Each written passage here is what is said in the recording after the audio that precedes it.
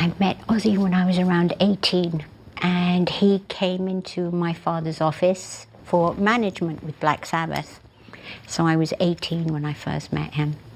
Love at first sight? No, not at all. I was like, oh Lord, look at them.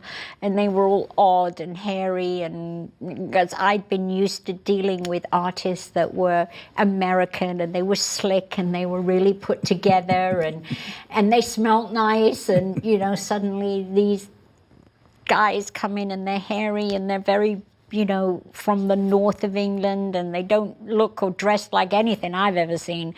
And so I was very nervous of them. Well, given that first impression, how in the world did anything ever develop? I went to see their show that night with my father. They performed at this club in London, and I was so in awe of what I was seeing. Again, I hadn't seen anything like that, because all the artists that we had dealt with were very slick and a different category of music, different genre of music, just totally different. And then when I saw and how electric it was and how different, I was like blown away. I was like, whoa. So that's when I became interested in Black Sabbath. Well, when did you and Ozzy begin to get serious? You say it definitely was not love at first sight. In '79, we were working together, and it was in 1980 that we started. We were working together, and it just became something else. Well, what is it you think first attracted you to him and has kept you attracted to him?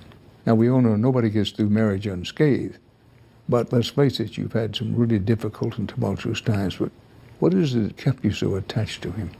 He was so funny and quick-witted, and yet very vulnerable. And I just thought he was the funniest, sweetest guy I'd ever met, because he was so vulnerable about everything. And that just attracted me to him. So you get married. Mm-hmm. Things get off to a pretty good start or a pretty rocky start? It was tough because Ozzy was married and had 2 children. So after the divorce, his wife divorced him. So I would have done the same thing at that time.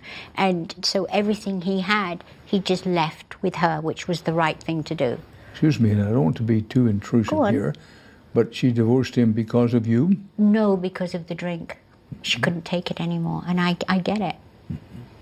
And then I had detached from my father, business-wise.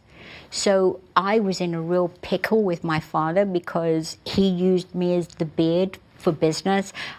Everything was in my name, everything. Tax returns, companies, management, contracts with record companies. So when Ozzy and I got together, my father wasn't doing good in business, so the world was after me, and Ozzy had nothing. So we both started with nothing. So it was a tough time, but you were very close during that period. Extremely close. We only had each other, because he'd lost his family, and I'd lost mine. Because my mother wasn't going to have any of me, or I didn't get on with my brother. And so it was just us fighting the world. So that's what we did. And we won. And literally we started with nothing.